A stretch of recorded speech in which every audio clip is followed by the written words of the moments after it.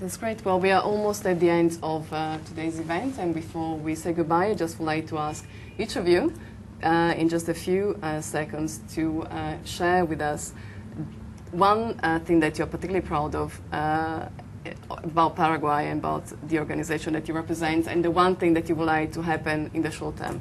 Well, I'm very proud of this country full of vibrant colors and hospital people, but to link my speech as a tourism minister to this investor's point of view, I will say that in Paraguay you enjoy life. Paraguay has a very good quality of life. You have good value for your money. People are open. The society is an open society. Here you make friends in a very short period of time. And to any investors, if you know someone in Paraguay and you want some reference about that person, give us 20 minutes. We will know everything about him.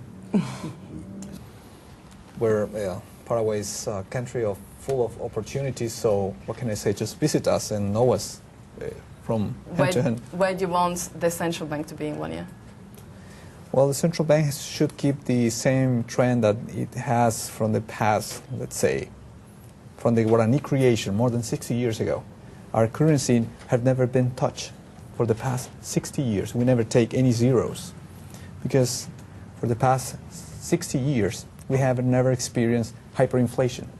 So we talk pretty good about central bank from the past. So the central bank has to do their role, keep inflation under control and the financial system just working well and smooth. That's all. Thank you. Yep. Rosanna? Well, for us, for the World Bank, Paraguay is a very important and strategic client. We have been with this new government partners in development for the last 2.5 years. And what would I like to see the World Bank in the near term doing in Paraguay? For us, it's important to continue supporting the developmental challenges in Paraguay, and through our projects, to our knowledge sharing, to whatever we can contribute to this society and this economy to make it more competitive. Agustin? On behalf of Country Paraguay, but I would like to speak also on behalf of private sectors that I participate with. I think we can be proud of what has been achieved hand in hand with the government authorities, and we have to gear towards developing the young people. We're a young country, to be socially responsible and to be environmentally aware. I think that everything needs to be done in Paraguay. Whatever you see, you can see a new opportunity. And this is a very good news because I also see that there is a new generation eager to take advantage of those opportunities. Tobias, what about you? Perhaps what I'm most impressed of from the point of view of my organization is the quality of the policy dialogue that is happening with the authorities. And that made it possible that the authorities here transformed their own work plan into an arrangement with the IMF. So the programs that the IMF had here had a lot of what we call ownership. Basically, it was designed by the Paraguayans themselves, and the fund supported it. And that's the way these type of arrangements work best.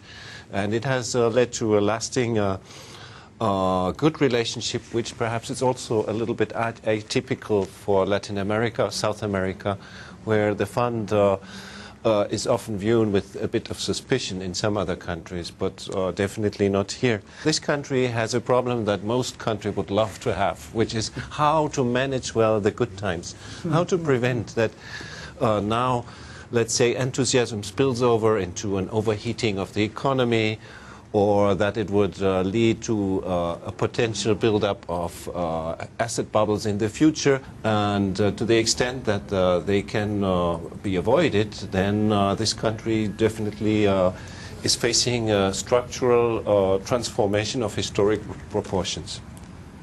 Conor? So just to recap, your question was, what recent event are you most proud of, and what one thing would you like to change in the near future? Yes, pretty much. Okay. Well, the recent event that I'm most proud of is having discovered Paraguay and being an early mover in terms of investing into Paraguay. This is a diamond in the rough. Actually, it's now twinkling in the sunlight. And we, for our part, my group, I mean, without going into too much detail, you know, we've increased our capital 10 times what we have invested, and we have been present 7 years in the country. I've never seen anything like it, and we have no intention to go anywhere else. And I'm particularly proud that we were early movers into Paraguay. That tells me that we were smart on that particular day. In terms of going forward and what you know, if I could change one thing, what would it be? Like a good banker, I would ask for two. The first one I would like to see is I would like to see the supervision of the pension funds taken under the exclusive control of the central bank, just as they have the financial institutions and the insurance companies. I think that would be a very important long-term step for the development of Paraguay. Currently, the supervision is shared with? It's split between the controller of the state, the Ministry of Labour, I don't know why, and the superintendent of banks in the case of some funds, but not all. Basically, everybody's in charge and nobody's in charge. And then, you know, I'm anticipating a reform that I know is already in mind, and I'm just trying to give it a push. And the other thing that I would hope and pray for is a more determined and a more focused effort on infrastructure. I think that the private sector has shown that it will saturate, let's say, the immediate opportunity in Paraguay, which is to start using all the land. And the land is there, and it's, you know, we were talking about this earlier, it's as little as £30 an acre for, you know, top quality land. So I think the private sector is going to fill that and mechanize it and fill it full of animals or cereals or fruit and vegetable on its own.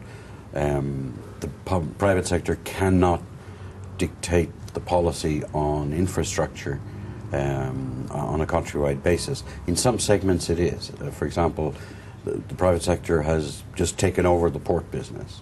And there are now, you know, shortly there will be one of the top 5 port operators in the world is moving into Paraguay with its own shipping line for the river and so on.